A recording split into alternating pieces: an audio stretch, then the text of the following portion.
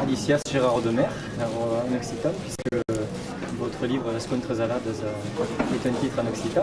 Bienvenue au Salon Mirampage, Salon du livre d'histoire locale de Mirepoix pour la 24e édition. D'abord, pourquoi ce titre? Parce que c'est quand même un ouvrage qui est assez marquant, si on peut le voir à l'écran. Eh bien, ce livre qui présente les oiseaux de la plaine d'Ariège, donc c'est le secteur en gros de Pamiers, Mirepoix et Clermont-le-Fort, aux portes de Toulouse, se veut extrêmement local. Donc je voulais vraiment rester dans le local et faire en sorte que puisse être en occitan. C'était aussi un petit clin d'œil au département de l'Ariège. Ce qui frappe d'abord dans ces photos, c'est les fonds qui mettent en valeur les scènes animales qu'on voit. Est-ce qu'il y a sur ces clichés une patte, une technique particulière? Alors oui, je dirais il y a deux aspects sur ce qui peut jouer sur les premiers plans ou les arrière-plans flous. Ce sont les lumières. Voilà, les jours où la lumière est un peu tamisée et évidemment les levées et couchers de soleil, ça joue beaucoup sur ces arrière-plans. Et après, pour obtenir le flou, ça c'est en lien avec le matériel utilisé et l'utilisation de longues focales. Les longues focales ont la particularité de faire qu'on a une zone de netteté extrêmement réduite. Donc dès lors on est hors zone de netteté, ça floute très très vite. Donc si vous faites le plan de netteté sur l'oiseau, le fond et éventuellement le premier plan seront très floutés. Donc ça vient essentiellement de la longue focale et pas du tout d'un traitement post-photo sur l'ordinateur. Voilà, ça se fait sur le moment. Alors c'est une question qui me permet de vous demander de... Moi je suis photographe animalier depuis une dizaine d'années. Alors depuis tout petit, les animaux, et en particulier les animaux de montagne, c'est ma passion. Et depuis 10 ans, c'est greffé la passion de la photo là-dessus. Et depuis 7-8 ans, depuis que j'habite en fait dans la plaine d'Ariège, j'ai appris à connaître cette zone juste autour de la maison.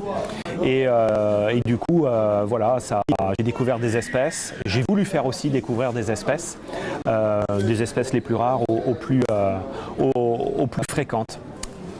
Alors, des fonds, vous l'avez expliqué, qui sont très marquants par les couleurs, par les ambiances qu'elles créent, au service de rencontres entre animaux qui sont assez stupéfiantes. Je pense à un cerf avec le faucon pèlerin sur le voilà, donc avec les canards au milieu des rives. Ouais, alors il y a des rencontres qui sont totalement provoquées. Enfin, ça dépendra toujours de l'animal évidemment, mais tout est préparé à l'avance. Notamment par exemple les flous dont on parlait, les arrière-plans flous. Des fois il y a des perchoirs que j'ai repérés, il y a des perchoirs que moi je pose.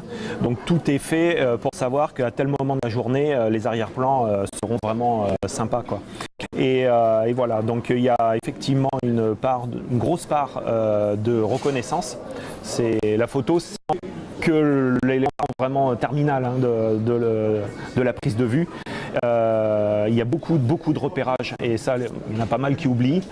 C'est peut-être 2/3, 3/4 du temps. Voilà, c'est du repérage, comprendre comment l'animal fonctionne et après comment nous on peut s'intégrer et intégrer éventuellement un perchoir afin de minimiser le dérangement. Ça c'est la première chose. Que ça corresponde le mieux au naturel. Voilà, il faut absolument pas qu'on perturbe, qu'on le dérange évidemment en période de nidification peut-être aussi où ils sont un petit peu plus sensibles. Donc vraiment on doit se fondre dans le décor pour savoir, sur certaines espèces migratrices qui nous arrivent d'Afrique, j'ai des affûts qui sont mis 1 an à l'avance et qui sont là même depuis plusieurs années. Donc ils sont vraiment intégrés. Voilà, c'est un travail de longue haleine. Autre question sur les différents types de photos, il y en a qui sont aériennes, elles ont été faites. Oui, c'est ça. Alors en fait, j'avais eu la chance il y a 4-5 ans de participer au tournage de l'émission des Racines et des Ailes sur l'Ariège.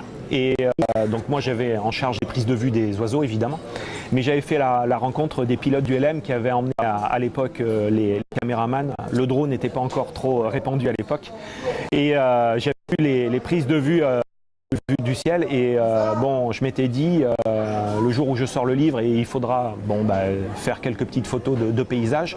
Évidemment, les photos de paysages en plaine, ça reste un petit peu ingrat, entre guillemets. Oui, il faut du contraste. Voilà, et donc l'idée m'était venue de faire ces photos de paysages pour la plupart en ULM. Voilà.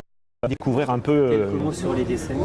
Alors sur les dessins, pareil, oui, j'ai voulu agrémenter donc le livre photo par quelques aquarelles faites par un ami, Julien Vergne, qui travaille à l'association naturaliste d'Ariège, qui est spécialisé sur les oiseaux aussi, notamment les rapaces.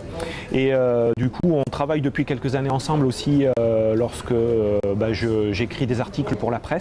Et donc l'idée là, c'était dans le livre qu'il me fournisse quelques aquarelles qu'il avait en stock, mais il m'en a fait aussi spécialement sur mesure, sur la base de mes photos, et en particulier par exemple de l'agnon qui fait l'objet de la couverture du livre. Oui, un oiseau assez stupéfiant. Oui, ça c'est un nouveau rapace qui ne fait pas forcément partie de tous les livres ornithos, puisqu'il est en train de coloniser la France. Ah, voilà, ça a commencé il y a une vingtaine d'années dans les Landes, et après il a. Dans quel biotope naturel? C'est les plaines entrecoupées de haies avec des bosquets d'arbres, voilà, où lui typique.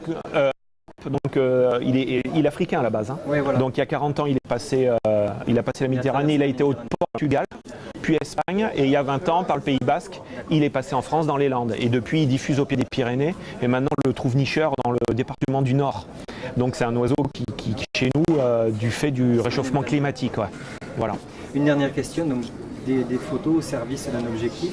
Dans quelle mesure, au-delà du rêve des photos, parce que quand on feuillette le livre, c'est une belle invitation, on peut faire connaître et partager pour mieux s'approprier ce patrimoine naturel? L'idée, c'était, il y a un côté artistique, ça c'est clair, j'aime la jolie image, les belles ambiances, les belles couleurs. Après, l'idée, en particulier sur un livre qui est très local, c'est de faire découvrir des espèces locales, alors des plus rares aux plus fréquentes, pour que les gens voient, ouvrent les yeux, s'aperçoivent, savoir ce qui existe autour de chez soi. Et il y a des fois, il y a quelques photos dans le livre qui sont extrêmement rares, qui sont peut-être même uniques en termes de prise de vue pour des espèces d'Ariège, et qui ont été faites des fois autour de certaines maisons, à moins de 100 mètres. Et donc l'idée, c'est de faire découvrir la chance qu'on a d'avoir une belle diversité en Ariège, et évidemment aux agriculteurs aussi, qui sont les premiers acteurs de tout ça, que autour d'eux il y a des espèces très rares, certaines se portent bien, d'autres beaucoup moins bien, et avec un minimum d'attention et d'un regard averti, on peut avoir une petite action sur ça. En achetant un feuilleton, on fait une œuvre utile aussi. Oui, c'est l'objet aussi, de faire découvrir ça. Grégoire de Mer, merci beaucoup. Je vous remercie. Et Alcock Québec. Merci beaucoup.